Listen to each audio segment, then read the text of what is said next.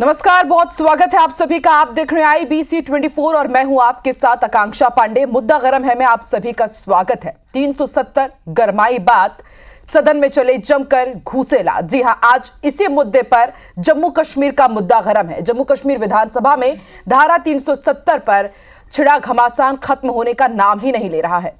विधानसभा में आज तो हाथापाई की नौबत आ गई। बीजेपी और सत्ता पक्ष के विधायकों ने एक दूसरे पर जमकर लात घूसे चलाए। कुछ तस्वीरें आप जरा देखिए। विधायकों को आप देखिए किस तरह से इन्होंने एक दूसरे का कॉलर पकड़ा हुआ है, धक्का मुक्की की जा रही है, यहां पर जोरदार नारेबाजी हो रही है। सदन में हंगामे के बाद पहले विधानसभा की कार्यवाही 20 मिनट और फिर कल तक के लिए स्थगित कर दी गई। हंगामे की शुरुआत दरअसल तब हुई जब विधायक खुर्शीद अहमद शेख ने सदन में आर्टिकल 370 की वापसी का बैनर लहरा दिया, जिस पर लिखा था, हम अनुच्छेद 370 और 35A की बहाली और सभी राजनीतिक कैदियों की रिहाई चाहते हैं।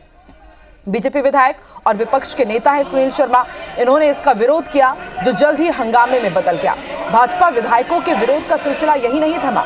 विधायक सदन के वेल में होते हुए खुर्शीद अहमद शेख के पास पहुंचे और उनके हाथ से बैनर छीन लिया।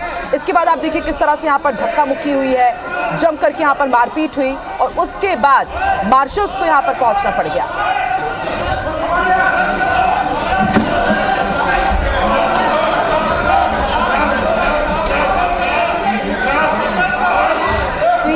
आप देख रहे हैं, ये तस्वीर किसी अखाड़े की नहीं है बल्कि सदन की है, विधानसभा सदन की, जिसे लोकतंत्र का मंदिर कहा जाता है। और ये हमारे जनप्रतिनिधि है जो यहाँ पर किसी रेसलर्स की तरह ही एक दूसरे के साथ मारपीट धक्का मुक्की करते हुए नजर आ रहे हैं। फिर उसके बाद यहाँ पर मार्शल्स पहुंचे।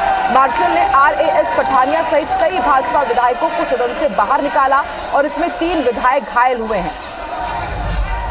और आपको ये भी बता दें कि कोई पहली बार नहीं जब इस तरह की स्थिति जम्मू कश्मीर की विधानसभा में देखने को मिली। एक दिन पहले ही कुछ ऐसे ही हालात यहां पर बने थे जब सत्ता पक्ष ने धारा 370 की बहाली से जुड़ा प्रस्ताव विधानसभा में पेश कर पास करा दिया था। बीजेपी विधायकों ने इसे लेकर बवाल खड़ा कर दिया था। धारा 370 की वापसी का वादा NC यानी कि नेशनल कॉन्फ्रेंस ने अपने चुनाव घोषणा पत्र में किया था। और कश्मीर विधानसभा में जारी इस घमासान पर अब सियासी बयानबाजी भी तेज हो गई है। बीजेपी NC पर हमलावर है और कांग्रेस को कटघरे में खड़ा कर रही है।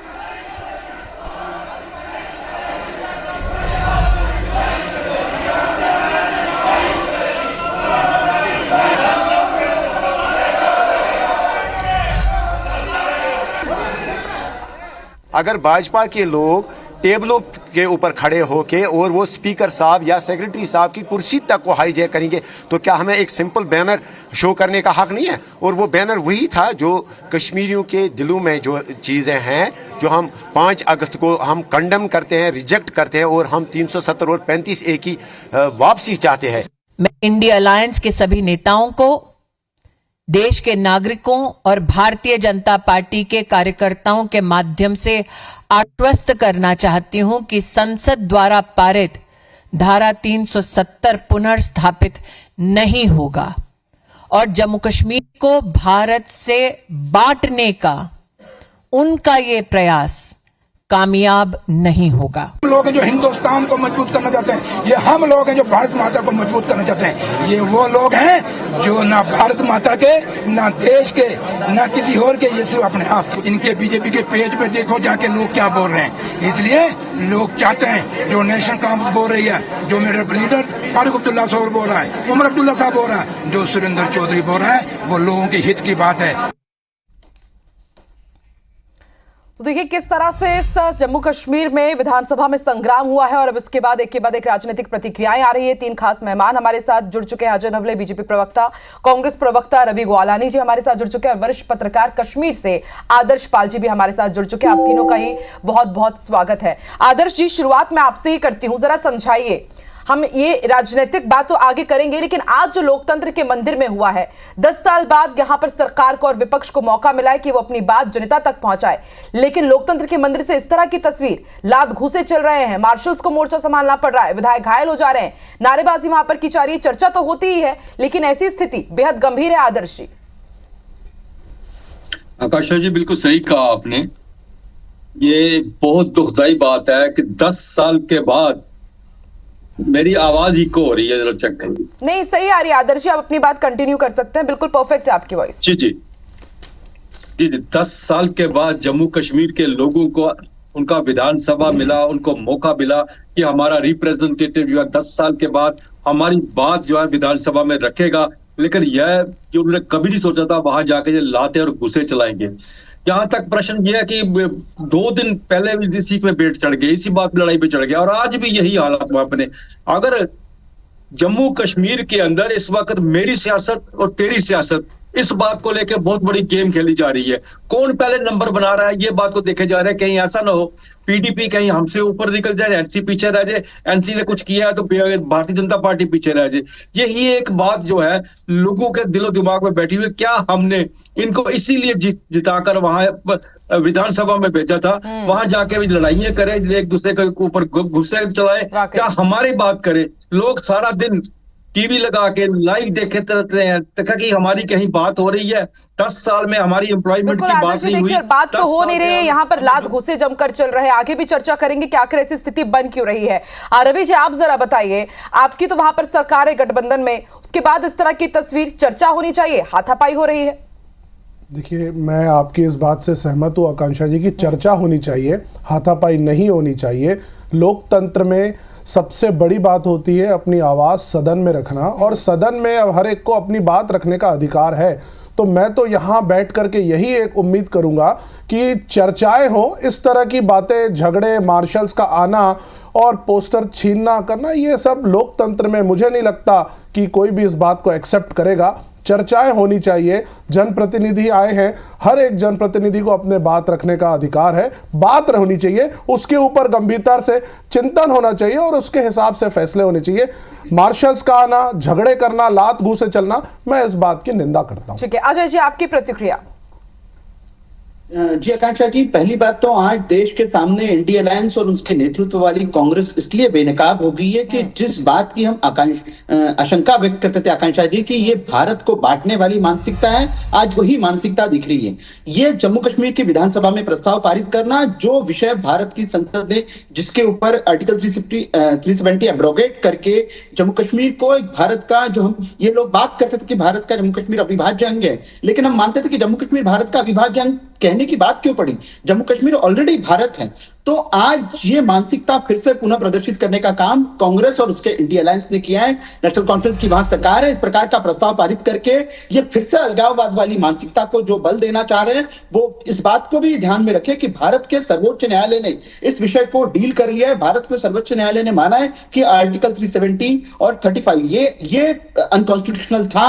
एक देश में दो निशान, दो विधान, कुछ भी हो, लेकिन आपको नहीं लगता कि नई सरकार बनी है, प्रस्ताव पेश करना, पारित करना, ये उसका अधिकार है, तो चर्चा होनी चाहिए। और इस तरह हंगामा करके, नारेबाजी करके, इस तरह के बैनर फाड़ के, आपको लगता है कि कितना भी बड़ा मुद्दा हो तो चर्चा हो भी पाएगी? जनता की आवाज तक तो आप उठा नहीं पा रहे हैं, आप लोग नारेबाजी में ही फंसे हुए हैं। नहीं आकांक्षा जी, मूलतः विषय ये है कि क्या आज जम्मू कश्मीर में जो 10 वर्षों के बाद में एक डेमोक्रेटिकली इलेक्टेड सरकार है वहां पे, आज उस सरकार को विकास के लिए भारत सरकार के पास आग्रह करने की आवश्यकता थी, विकास के लिए प्रस्ताव पारित करने थे, लेकिन वो फिर से जम्मू कश्मीर को अलगाववाद वाली भावना में ले जाने के लिए जिस प्रकार से प्रस्ताव पारित कर रहे हैं। मिला है ना, उन्होंने तो धारा 370 की बहाली का उन्होंने वादा ही किया था अपने घोषणा पत्र में, उनका तो एजेंडा ही यही है। मैंडेट नहीं मिला आकांक्षा जी। आप जम्मू कश्मीर के इलेक्शन को अगर डिकोड करेंगे तो भारतीय जनता पार्टी सर्वाधिक वोट शेयर प्राप्त कर चुका है। सरकार तो उनकी बनी है राजेश जी, ये क्या बात है? वोट शेयर किसका भी हो, सरकार जिनकी बनती है, मैंडेट तो उसी को ही मिलना होता है।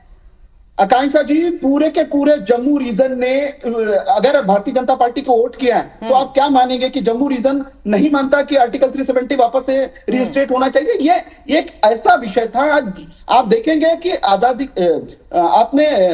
के बाद में ये पहला ऐसा इलेक्शन था जहां पे एक राष्ट्र की भावना के साथ में जम्मू कश्मीर के लोगों ने मतदान किया था।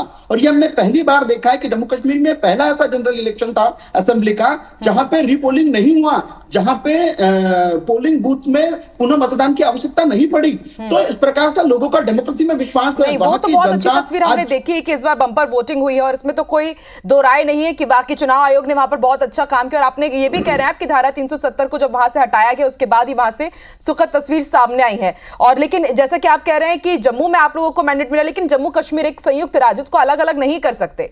जो बाद में जो पूरा ओवरऑल हम अगर देखें तो वहां पर तो साफ तौर पर यहां पर इनके गठबंधन को ही स्वीकारा है वहां की जनता ने। रवि जी, जरा आप समझाइए, कांग्रेस का स्टैंड क्लियर नहीं हो पा रहा है धारा 370 को लेकर के। ना चुनाव घोषणा पत्र में इसका जिक्र, ना प्रचार में इसका जिक्र किया गया, तो थोड़ा कंफ्यूजन पशुपेश की स्थिति है। और आज तो स्मृति ईरानी ने भी कह दिया कि आपको तो अपना स्टैंड क्लियर करना होगा। तो भाई आखिर स्टैंड क्लियर क्यों नहीं है कांग्रेस का? नहीं, मैं ये नहीं समझ पा रहा हूं कि भारतीय जनता पार्टी चाहती क्या है। उनके शब्द को हम अपने मैनिफेस्टो में लिखें या उनके शब्द को हम बोलें? जब किसी बात पर कोई जिक्र नहीं है तो स्टैंड क्लियर है कि उस विषय के ऊपर हमारी पार्टी कुछ भी नहीं कह रही है। तो आप क्या उगलवाना चाहते हैं? जो उगलवाना चाहते हैं आप ही कह दीजिए। ये इस तरह की बातें कहना मैं इसको सही नहीं मानता। हम स्टेटहुड की मांग कर रहे हैं, हम वहाँ के जनता जो है उनके डेवलपमेंट की बात कर रहे हैं, वहाँ टूरिज्म के डेवलपमेंट की बात कर रहे हैं। आप हमारा मैनिफेस्टो उठा लीजिए, हमने एक एक पॉइंट के ऊपर बात कही है कि अगर हमारी सरकार बनती है तो हम क्या क्या करेंगे। हमारी पार्टी का स्टैंड बिल्कुल क्लियर है कि ये पहली बार हुआ है कि हमारे देश में कोई पूर्ण राज्य को यूनियन टेरिटरी बना दिया गया। हम पहले दिन से कह रहे हैं आप लोग तो ये भी कहते हैं ना कि धारा 370 को गैर लोकतांत्रिक तरीके से हटाया गया था। कश्मीर के नेताओं ने भी यही कहा है, पीछे धर्म जी ने भी ये कहा था। तो ऐसे में कंफ्यूजन की स्थिति तो है ही कि आप लोग ये कहते हैं कि गैर लोकतांत्रिक तरीके से हटाया गया है, लेकिन कांग्रेस का स्टैंड क्लियर नहीं समझ में आता। देखिए, मैं ये कह रहा हूं कि जो भी प्रक्रिया हुई थी वो हमारे सर्वोच्च सदन में हो चुकी है। सारे हमारे नेताओं ने उसमें अपनी बातें रखी थी। उसके बाद मैटर सुप्रीम कोर्ट पर भी गया था। सुप्रीम कोर्ट के बाद स्टैंड क्लियर हुए और आज इलेक्शन हुए हैं। आप हमारा मैनिफेस्टो उठा लीजिए, हमारा जो स्टैंड है वो सारा मैनिफेस्टो में दिया हुआ है। हम स्टेटहुड की बात कर रहे हैं, हम वहां के लोगों के डेवलपमेंट की बात कर रहे हैं। जब सारी बातें क्लियर है तो कंफ्यूजन किसको है? बीजेपी वाले तो वो लोग तो हमारे देश को पूरी तरीके से समझ ही नहीं पाए हैं। वो लोग तो इधर उधर की बात करते ही रहेंगी, लेकिन कांग्रेस में किसी भी प्रकार का कोई कंफ्यूजन नहीं है। ठीक है, मैं आती हूं अजय जी, आप इसका जवाब देना चाह रहे हैं, लेकिन मैं आदर्श जी से समझना चाहूंगी कि आदर्श जी 370 एक बेहद सेंसिटिव मुद्दा है, 2019 में से हटाया जाता है और अब बाकायदा आप देखिए एक पूरी व्यवस्था बन चुकी है। तो इसमें यह कहना गलत नहीं होगा कि देश की भावनाओं के विपरीत जाकर के अगर ये जब हटाया ही नहीं जा सकता तो फिर आखिर प्रस्ताव यहां पर पास क्यों कराया जा रहा है? थोड़ा जो ये पेच फंसा हुआ है ये भी समझाइए आदर्श जी। आकांक्षा जी, थोड़ा समझने की बात है। मैं दोनों प्रवक्ता को यह बात बता देना चाहता हूँ। 370 जो है संवैधानिक तरीके से हटाया गया, इसमें कोई शक नहीं है, इसमें कोई दोहराई नहीं है और कांग्रेस भी मानती है इस बात को। और इसने जम्मू कश्मीर भी अपने मैनिफेस्टो में कहीं इसका जिक्र नहीं किया, कोई बात नहीं इसके बारे में की, ये सब जानते हैं। रही बात 370 के बारे में जो अब इस वक्त है, ये कह रहे हैं 370 को लेके, 370 की तो बात ही नहीं हुई है। जो आपका मैनिफेस्टो जहाँ पे रेजोल्यूशन लाया गया है नेशनल कॉन्फ्रेंस की तरफ से, वो स्पेशल स्टेटस के लिए लाया गया है, वो जो यहाँ के स्टेटहुड के लिए लाया गया, कॉन्स्टिट्यूशनल के लिए लाया गया। यहाँ तो 370 और 35 से किसी रेजोल्यूशन में लिखा ही नहीं है, एक वर्ड भी नहीं लिखा हुआ। क्या जम्मू कश्मीर के अलावा हिंदुस्तान में कितनी स्टेट्स है जहाँ पे स्पेशल स्टेटस मिला है? 371 के तहत कितनी स्टेटों को स्पेशल स्टेटस मिला है? फिर 370 तो नेशनल कॉन्फ्रेंस ने उसी वक्त अपने मैनिफेस्टो में लिखा है, लेकिन साथ में उन्होंने ये भी कहा है कि हम 100 साल तक लड़ते रहेंगे, क्योंकि हमें 370 मिल नहीं सकता, क्योंकि 370 उनसे जिन्होंने खत्म किया है उनसे हम किस तरह से वापस लेंगे? हम तो इसके लिए लड़ते रहेंगे, लड़ेंगे। जब सरकार में केंद्र में हमारे हमदर्द होंगे, हमारे सपोर्टर होंगे, तो 370 वापस लेंगे, तब तक लड़ाई करते रहेंगे। लेकिन इस रेजोल्यूशन को जानबूझकर एक मुद्दा बनाया गया। लेकिन एक बात, मैं कांग्रेस के प्रवक्ता की बात को भी मैं सेकंड करूंगा, वो बिल्कुल ठीक कह रहे हैं। आने वाले चुनावों को लेकर के भी ये बात सामने आ सकती है, इसको कांग्रेस को घेरा जा सकता है कश्मीर के अंदर 370 पर 35 को। लेकिन आज जो मुद्दा है वहां पे वो लड़कों सब भड़काने वाली बात है। चाहे मेरी बात को बुरा मनाए कोई, चाहे कुछ कहे, लेकिन फैक्ट ये है 370-35 का कोई रेजोल्यूशन जम्मू कश्मीर की असेंबली में नहीं आया है। ये सिर्फ पीडीपी ने पहले दिन लाया है, जिसे रिजेक्ट किया गया है, और उसके बाद नेशनल कॉन्फ्रेंस ने भी उसके विरुद्ध में बोला है। उसने कहा है ये फोटो सेशन है, जो कुछ चीज हो ही नहीं सकती, जो हमें मिल ही नहीं सकती, जो हम हासिल कर ही नहीं सकते, उसको लाने का क्या फायदा है? स्पेशल स्टेटस तो कोई भी स्टेट ले सकती है। स्टेट होने के लिए तो केंद्र सरकार भी मानी है। आपके होम मिनिस्टर ने पार्लियामेंट में ये बात कही है कि हम स्टेट होल्ड जम्मू कश्मीर में देंगे, उसकी मांग थी। 370 और ये है ही नहीं है। और हमें दुख की बात ये कहना पड़ती है कि नए एमएलए चुन के जो गए हैं वहां पे, उन्हें तौर तरीके अभी सीखने पड़ेंगे, विधानसभा के अंदर किस तरह से बात करनी होती है। और जहां तक आपने पोस्टर की बात की, वो तो इंजीनियर रशीद का तो आपको पता ही स्टैंड का, वो तो भाई हम एडमिनिस्ट्रेशन की एक बहुत बड़ी गलती और चूक मानते हैं, किस तरह से उसको अलाउ किया वो पोस्टर असेंबली के अंदर ले जाने के लिए, वो होना ही नहीं चाहिए था। वो तो सबसे बड़ी गलत बात थी।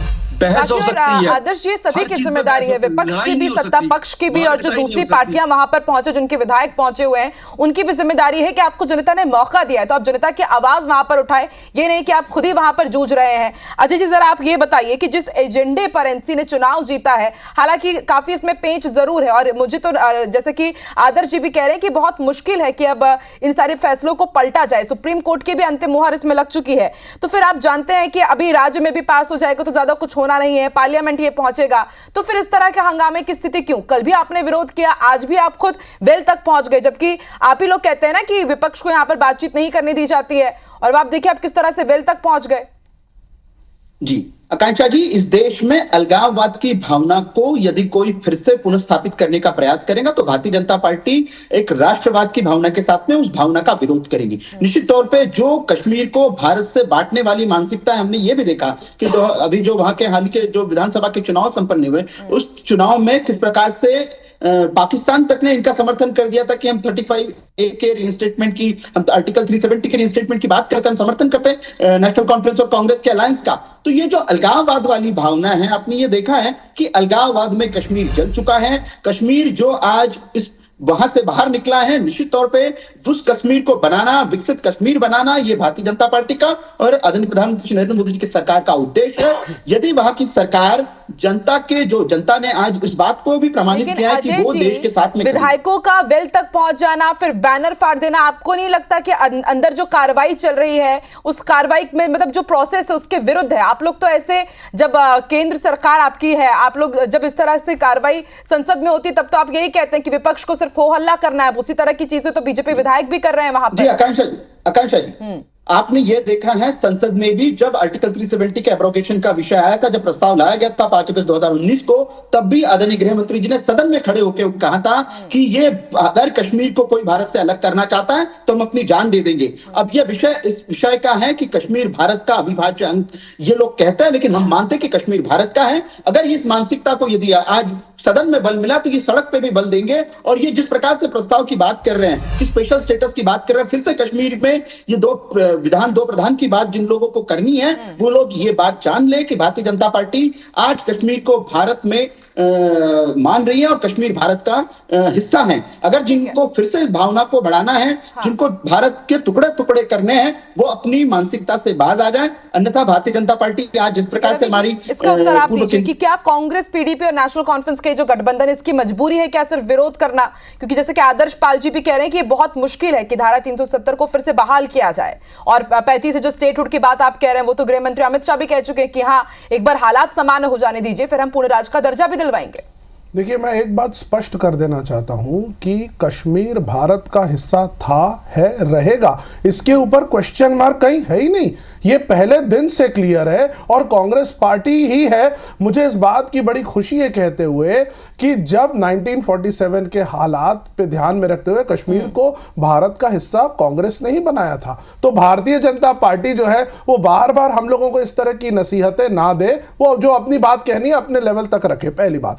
दूसरी बात मैं फिर कहूंगा, लेकिन रवि जी आपके गठबंधन के है ना एनसी, वो तो उनका तो यही रहा है, घोषणा पत्र में सबसे बड़ा उनका मुद्दा यही था। मैं आ रहा हूं, मैं कांग्रेस पार्टी का प्रवक्ता हूं, मैं अभी यहाँ पे गठबंधन के प्रवक्ता के रूप में नहीं बैठा हूं, तो मैं अभी कांग्रेस में आ रहा हूं ना, मैं बता रहा हूं, मुझे बोलने दे आकांक्षा जी, मुझे बोलने दीजिए। मैं कांग्रेस पार्टी के प्रवक्ता के रूप में आपके सामने बात कर रहा हूं कि हमारा जो मैनिफेस्टो था, जो हमने कश्मीर के लोगों से वादे किए हैं, जम्मू कश्मीर के लोगों से, उस पर हम टिके हुए हैं और उस पर हमारा पूरा प्रयास रहेगा कि हमारी मैनिफेस्टो में जो बातें हैं उसको हम एक एक करके करते रहें। अब कोई भी व्यक्ति या कोई भी पार्टी किसी भी बात का कोई भी मतलब अगर निकाल लेती है तो उसका कांग्रेस पार्टी से कोई लेना देना नहीं है। अगर सदन में कोई चीज दूसरी पार्टी के व्यक्ति कर रहे हैं तो मैं समझता हूं उस पार्टी के व्यक्ति या जो लोग लोग उसको समर्थन कर रहे हैं, जैसे अभी इंजीनियर रशीद जी की बात हो रही थी, तो इंजीनियर रशीद जी जब बाहर आए थे तो वो कह रहे थे कि मैं बीजेपी के साथ भी जा सकता हूं।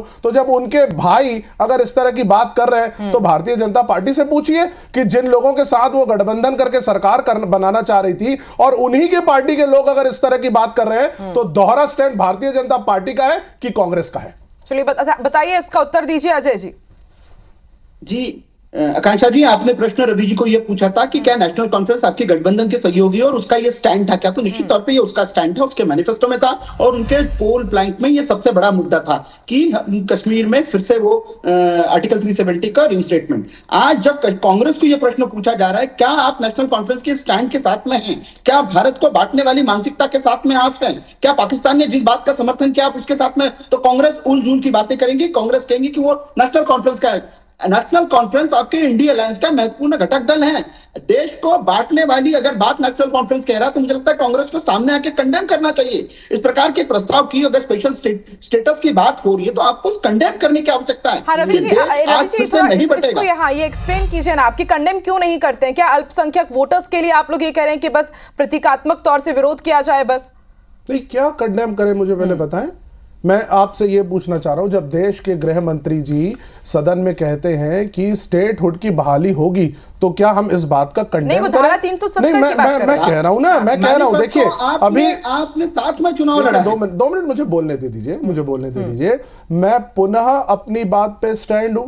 कांग्रेस पार्टी अपने मैनिफेस्टो पर है, हमने जो जो वादे जनता से किए थे हम उसको काम एग्जीक्यूट कराने का पूरा प्रयास करेंगे। अगर सदन में इंजीनियर रशीद जो कह रहे थे कि मैं बीजेपी के साथ समर्थन कर सकता हूं, पीडीपी जिनके साथ भारतीय जनता पार्टी ने मिलकर के सरकार बनाई थी, जब इनके पीडीपी के मुख्यमंत्री थे तो उसमें पूरा समर्थन भारतीय जनता पार्टी का था, इन्हीं के लोगों के साथ इनकी बहुत अच्छी दोस्ती है। तो उनसे सवाल आप इनसे करिए ना कि जब पीडीपी की ऐसा प्रस्ताव लेकर के आ रही है जिनके साथ बीजेपी ने सरकार बनाई थी, तो भारतीय जनता पार्टी का दोहरा चरित्र क्यों है? आपको प्रश्न उनसे करना चाहिए।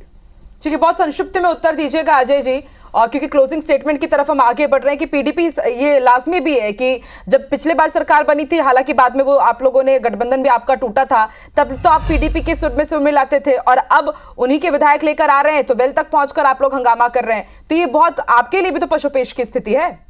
जी आकांक्षा जी, भारतीय जनता पार्टी की स्थापना के समय से भारतीय जनता पार्टी का स्टैंड कश्मीर के स्टेटस को लेकर बड़ा क्लियर रहा है। आर्टिकल 370 के एब्रोगेशन की उसको हटाने की बात तब भी करते थे, आज भी करते हैं और हमेशा करते रहेंगे, और ये हमारी प्रतिबद्धता है कि कश्मीर भारत का अंग है, भारत का अंग रहेगा। अब पीडीपी के साथ में भी जिस दिन भारतीय जनता पार्टी ने गठबंधन की सरकार बनाई थी उस दिन भी पीडीपी को यह पता था कि भारतीय जनता पार्टी जिस दिन पूर्ण बहुमत के साथ सत्ता में आएगी वो पहला यदि कोई काम करेगी तो आर्टिकल 370 हटा देगी, 35A को हटा देगी। कि हम मानते हैं कि एक देश में एक प्रधान, एक निशान और एक ही संविधान चलेगा। तो आज भारत में आपने ये पहली बार देखा है कि भारतीयों ने ये देखा है कि कश्मीर में पहली बार भारतीय ध्वज का सम्मान हो रहा है। वहां के मुख्यमंत्री जी भारतीय संविधान को लेकर शपथ ले रहे हैं। ये आदर्श जी, ठीक है, अजय जी समय की पाबंदी है थोड़ी। आदर्श जी, आपका क्लोजिंग स्टेटमेंट में चाहूंगी, आपने दोनों ही पक्ष को सुना और सबसे इंपॉर्टेंट अब ये हो जाता है कि जहां पर 10 साल बाद सरकार चुनी गई है, जहां पर अब जनता की आवाज सदन में रखी जाएगी, तो वहां पर अच्छे से सुचारू रूप से काम हो सके, ये सबसे ज्यादा इंपॉर्टेंट हो जाता है। तो अब ये कैसे मुमकिन है? आने वाले दिनों में हम यही देखेंगे कि अभी भी वहां पर